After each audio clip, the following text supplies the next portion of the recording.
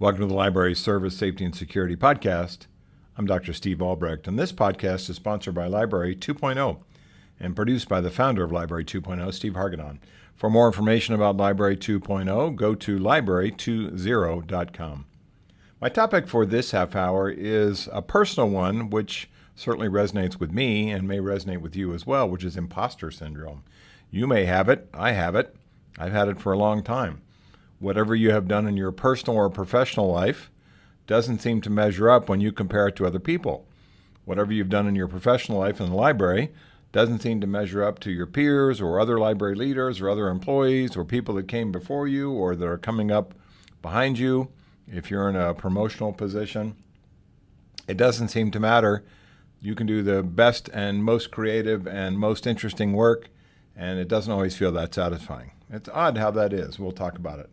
Professionally, this is a classic issue with a lot of people, and personally, it's a concerning issue with a lot of people because it makes them feel bad about what they have done, and it's not good enough. And so we'll talk about the origins of imposter syndrome and maybe some tools and ideas for creating an environment where you feel better about yourself and all that you have accomplished to this point. A recent article in the New Yorker magazine went back in time and looked at the origins of imposter syndrome. 1978, Pauline Clance and Dr. Suzanne Imes, I-M-E-S, these two ladies were working together on an article which they published. Pauline Clance was a professor of psychology at Georgia State University, and Dr. Suzanne Imes was a psychologist. And their piece in 1978 was about imposter syndrome, the phrase they coined, and they connected it to women that they had seen in their work and in their psychology practice who had come to them unsatisfied and disappointed in the state of their lives, even though they had had a large number of contributions, educational contributions, publishing, families, careers, things like that, where they just did not feel like they measured up when compared to other people.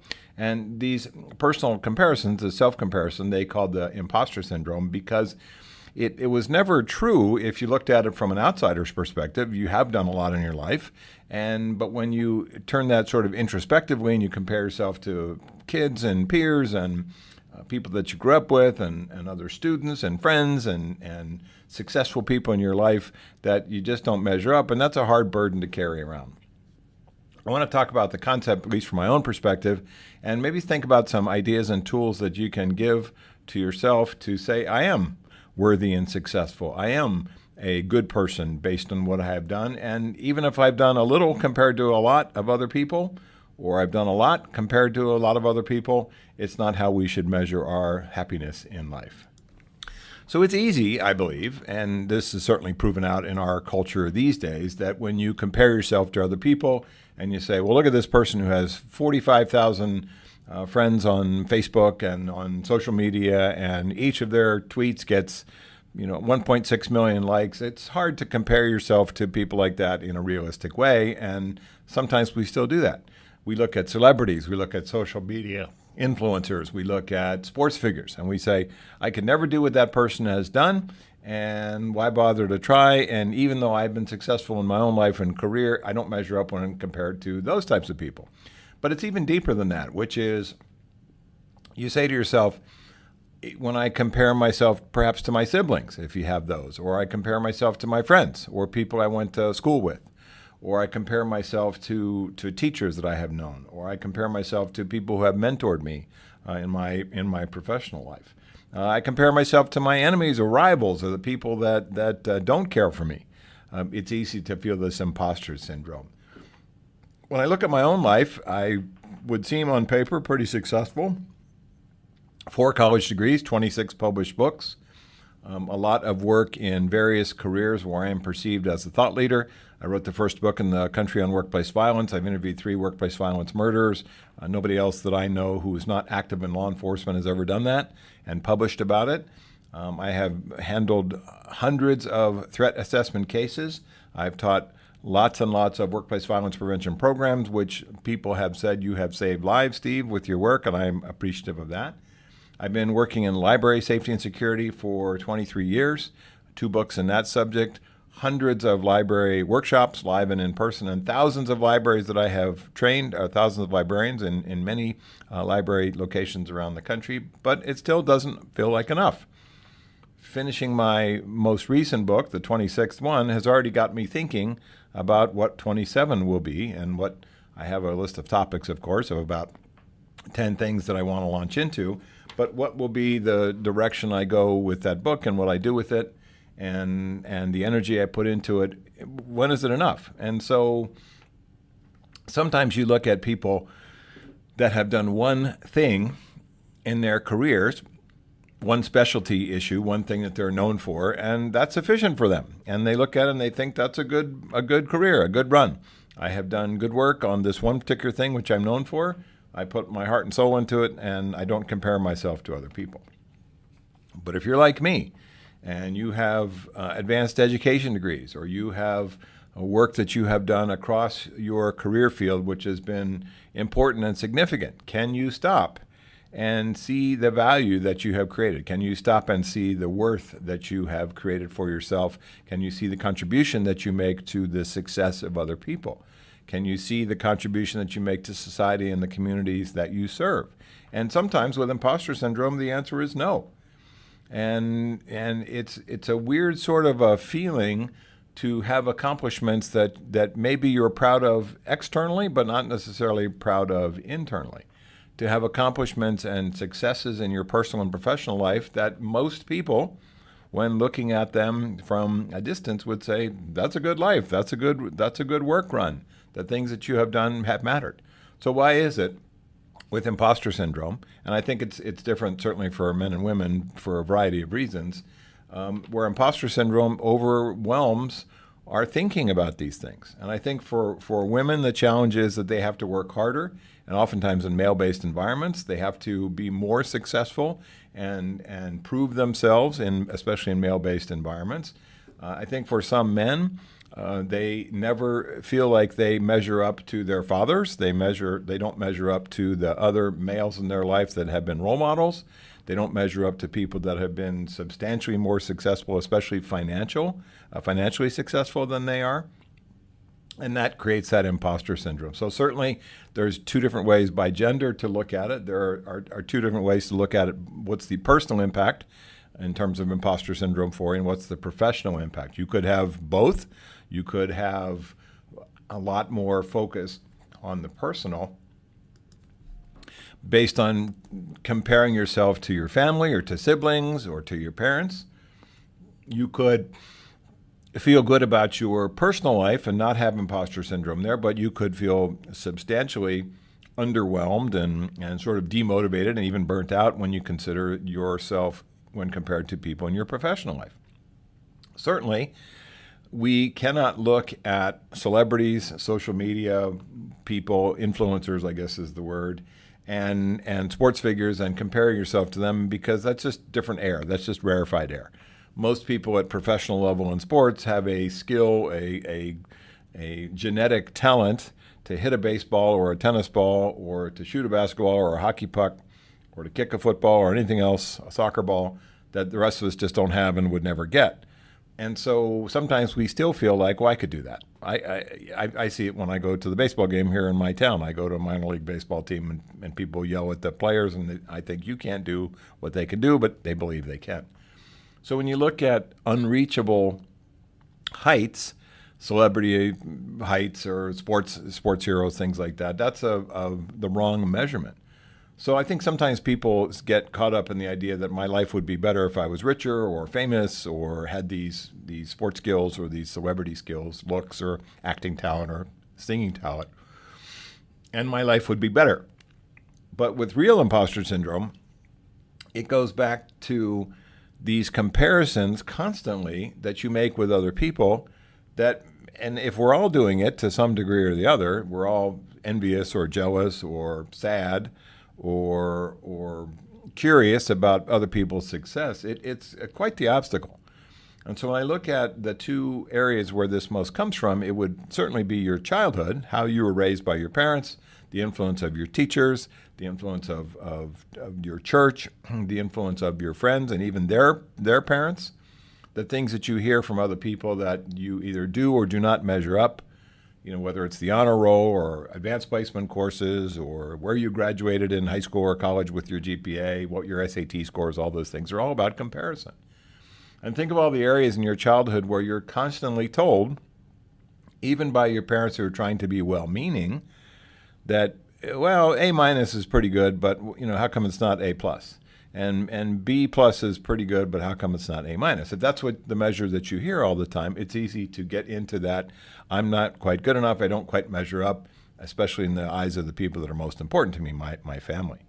And so that's a tough one. And then as you get older, this sense of comparison to others is built into our professional lives.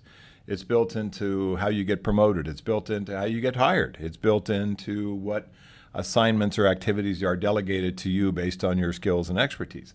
It's built into the sort of sense of the rat race that we have all found ourselves in, where we're just working to longer hours and missing our families and hurting our health and feeling burnt out. And to what conclusion? To where you feel like this is enough. And the hours that I put into this place as a library leader or a library employee is sufficient, and it's enough. And this place will be here tomorrow, and it'll be here long after I'm gone. But this comparison piece makes us feel insignificant. This comparison piece makes us feel blind to our accomplishments, and it's an odd human condition to feel that way. I sometimes feel the more I accomplish in my professional career, the more I feel like at my age that time is running out to do all the things that I want to do. And so I can't stop and smell the roses on a particular accomplishment. I have to move on to the next thing. And if you feel that way, that's imposter syndrome times 1,000, that you cannot stop and enjoy your success. You cannot stop comparing it to other people, and you cannot stop wondering whether the people in your life who may not even be around anymore, your parents could be long gone, that they would still judge your success based on some other criteria besides the fact that you did the best you could and you did accomplish a lot.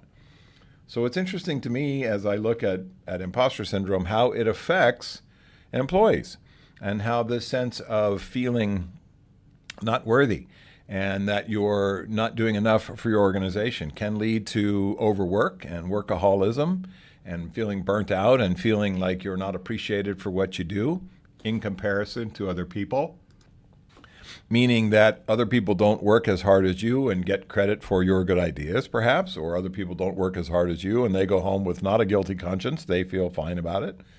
That your levels of expertise and your professionalism and your ability to meet deadlines sometimes becomes part of one of those situations where your boss has higher and higher expectations for you. They expect you to be great. They expect you to be very skilled in what you do, very high expectations. They're disappointed when you're not, and that leaks out to you where you say, I have to keep doing what I'm doing, keep working hard, keep striving, keep trying to achieve. And so I oftentimes think about this as a supervisor. When I was a boss, did I recognize people that were trying their best and did accomplish things? And did I step past their accomplishment and go, that was great, let's move on to the next thing? Or did I actually help them relish what they did that was successful? I hope that I was a good boss in that respect, that I used praise, and that I helped them stop to smell the roses, and that we looked at accomplishments in longer than just a 10-second review and then on to the next project. But I don't know. I sometimes think about my own imposter syndrome as affecting the way that I was a supervisor. And that may be your issue as well, where you say, am I putting unrealistic expectations on folks that work for me? Because I have unrealistic expectations about my own success, that I can't relish and enjoy the things that I have done, no matter how small or no matter how large.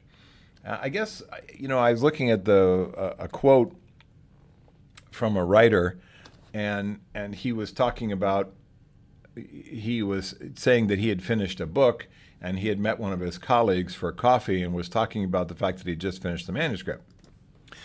This author's name is Stephen Pressfield, Stephen with a V, Pressfield, press like common spelling and field. Stephen Pressfield has written a lot about history. He's written historical novels. He's also written books about writing, and I find his stuff really useful for me as kind of a motivation, because what he talks about is sort of the demon which interferes with the muse, and the fact that your mind is always trying to talk you out of your success, and that your mind is always trying to denigrate the work that you are doing, especially as a writer. And I find his stuff very motivational.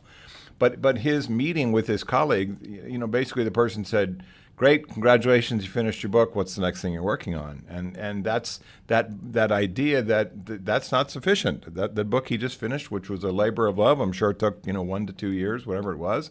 It's how long it takes me sometimes. Is not celebrated. It's okay, moving on to the next thing. So we can define imposter syndrome in degrees. You either have it a lot. Sometimes I feel like I have it 25% of my personality. Sometimes I feel like I have it 75% of my personality. We can define imposter syndrome as something that can be crippling, because you cannot find the joy in things, and you take the joy out of things, especially in successful accomplishments, because it just doesn't seem to be enough. We can find imposter syndrome to be crippling when you are in competition with peers or family members or siblings or colleagues, and it's not useful for your relationships with them. But it's really more about self-esteem and how you feel that what you have done is not good enough, and that you're striving for a goal which is unreachable, or that you're striving for a goal which other people have said is, you've got it, you've reached it, it's there, you've accomplished those things, but it just doesn't sink in with you. So what do we do about all this stuff? I've talked to therapists as a patient and as a colleague about these things, and they have a variety of answers. And sometimes when you talk to people about the concept of not feeling great about your successes, not being able to appreciate your successes, people are surprised, as if you could just flip a switch and do it. And so when I've talked to this with friends and colleagues about this, they're like, all the stuff that you've done, and that you can't appreciate your own value and effort, and as if it was easy to do. So I guess a couple things come to mind as potential solutions. One is that you really have to stop comparing yourself to others. First off, as someone said on social media, probably 500 or 600 times I've seen this quote, nobody cares about you, they only care about themselves. Mostly people are dialed into their own issues, their own families, their own work, their own kids, their own finances, whatever. People aren't staying up nights worrying about what you're doing. So it's a little bit narcissistic sometimes to think that other people are measuring you when they're busy with their own lives. I get that. I think comparison is no longer useful when you reach adulthood, because those days of comparing yourself to school kids in the schoolyard in terms of grades and how good you are in PE and the clothes you wore and the haircut you had and all the other stuff that we hammer on each other during peer as peer pressure and during puberty and going up from especially a K through 12 environment. That stuff ends when you become an adult, or it should end when you become an adult and you say, I'm focused on me. I'm not focused on keeping up with another 12-year-old as I was 12 years old, or another 17-year-old when I was 17 years old. The other part is appreciation really comes down to, I think, to the little things, not the big things. I appreciate a good cup of coffee. I appreciate something that someone made for me to eat that was delicious. I appreciate the sunshine in the morning when I'm sitting outside with my dogs. I appreciate my dogs. I appreciate my family. I appreciate a lot of little things, and I have sort of the Zen moment of what is particularly good about this particular moment right now. And riding in the car, listening to nice music, a nice can of Diet Coke for me to drink on a hot day as I go somewhere, it's all good. And I have friends and family and people that love and care about me. And so this idea of appreciating the right now is part of the antidote, I think, to imposter syndrome, without getting stuck in the future, without getting so future focused that you say, I cannot think about today, I can only think about tomorrow and the day after that, and the project after that, and the assignment after that, and the task after that, whatever happens to be. The other part is when you look at imposter syndrome in terms of effort, can you say to yourself, I'm doing what I need to do? I'm moving these projects forward in my library. I'm moving these projects forward that I'm working on personally. I'm moving these projects forward that I've been assigned. If I'm a library leader, if I'm somebody who works for themselves and I'm working on something for a client, I'm moving this project forward every single day, and there's a light at the end of the tunnel where I'm going to come up with the solution. I'm going to finish this thing. That's useful to look at and say, did I make progress today? Did I achieve something today? Steve Hargadon and I were having this conversation the other day, and he was saying, I think very wisely, that instead of trying to work on 10 things each day and multitask and try to get all 10 done, he says he wants to work on one really important thing per day, a bunch of other stuff too, but one really important thing per day, so that at the end of the year, he's accomplished 300 plus important things. He's finished 300 plus important tasks. He's finished 300 plus important things for his professional life. And I think that's really significant. I think we get scattered. I think we get distracted. I think it's easy to change directions on things we're working on instead of saying, I'm going to finish this, and when it's done, I'm going to move on to the next thing. You say, I'm going to work on this a little bit, I'm going to bounce over here and work on this a little bit, and then you feel like you got nothing done. That feeds into, I believe, the imposter syndrome as well, which is at the end of the day, I felt like I did a lot of stuff, but where did the time go? The time burned up, and I didn't get any of the things finished. So maybe one of the solutions to imposter syndrome is I will not try to be a superhero at work. Maybe one of the solutions to imposter syndrome is I will focus my energies and effort and brain power on that particular issue, task, project, person, situation, conflict, whatever it happens to be, to a successful solution, and then move on to something else after that, instead of trying to move between 15 things all day long and not feeling like I accomplished any of them successfully.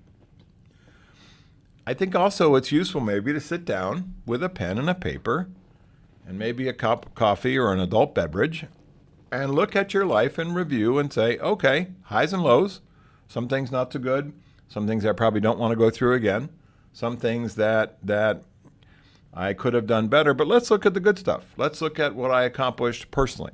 My family, my relationships, my health, my fitness, the people around me that love me and care for me and that I love and care about, those things exist. Make a list. Make a list of the people. Make a list of your personal accomplishments. Then, maybe a longer list is your professional accomplishments. What have I done in terms of my educational background, my certifications, my promotions? What jobs have I worked on in different cities, different parts of my town, different locations where I've advanced and improved and promoted? What tasks or responsibilities have I taken on now that I did not do 10 years ago? What are the things in my professional life that I belong to groups or associations I've published or written, I've created? What kind of things that I have built for the library, displays and programs and community programs and activism, where I brought people into this environment that perhaps did not know about it or understand the library environment, now they do. Capture that stuff. Capture those things. Make a list that you can see visually that say, here's what I've done that's great. Here's what I've done that has been useful to others. Here's what I've done that has been personally satisfying as well as professionally satisfying when I look at my career. And I think it's important to say these things exist. People can't take them away. I have, when I think about it from my own life, I have some legacy products, my books, my training programs, the things that exist that when I retire, they're still going to be around. And there are things that I have done that have helped people, and they've said so. And do I embrace those compliments? Do I embrace the idea that people said what you did mattered, what you did for our organization matters? Can you embrace those same things yourself? So this list, if you think about it and you take some time to really flesh it out, it could be quite long. There could be a lot of things that you have done personally and professionally that are important, significant accomplishments. And I guess the function of the exercise is to go, oh yeah, these things did happen. I did do these things for myself, for my community, for my organization, for my family. I did do these things on behalf of others. I did some of these things on behalf of me because they were the right thing to do for my life and career at that moment. So I think making a list makes a big difference. And I think the last part is catching yourself, and I guess it's an awareness of imposter syndrome to say, it's not true. I don't have to listen to the little voice in my head that says you're not good enough, you're not worthy enough, you haven't accomplished enough. I don't have to listen to that voice. Now, that's difficult because of all the voices you hear during the day, the one that is in your head is the most, the loudest. It's not necessarily the most logical, but it's the most prevalent, certainly, and the one that interferes with your thoughts most often, your own intrusive, sometimes internal voice. But hearing that voice saying you're no good because you haven't done these five other things, or you're no good because you only have an AA degree instead of a BA degree, and you're no good because you only have a master's degree instead of a doctorate, and you don't have two doctorates. How come you don't have that? That process will never end if you get stuck listening to the little voice.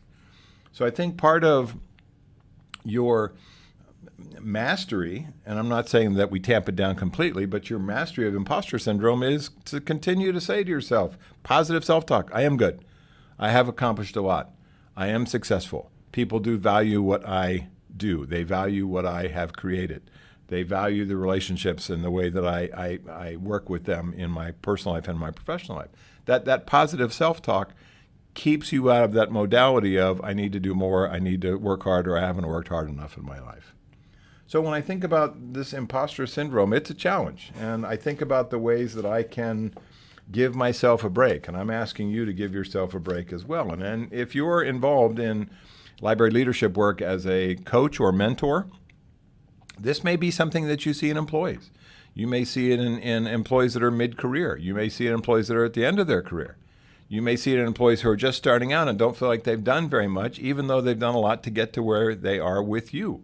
They may have college experience and they may have work experience that's not as lengthy or as detailed as you or somebody else, but it's still important. And I think as part of the coaching process, you can talk to people about the same sense of not comparing themselves to other people all the time and not denigrating their own successes and being positive and identifying those things that they have done at whatever stage they are in their career. And that's part of the coaching discussion as well. So thanks for listening to my thought process there, my kind of deep dive, my self-confession into imposter syndrome. I hope it helped. My thanks to the producer of the Library Service Safety and Security Podcast, Steve Hargadon. For more information, visit Library 2.0 at library20.com. And until next time, I'm Dr. Steve Albrecht. Thanks for listening to the Library Service Safety and Security Podcast.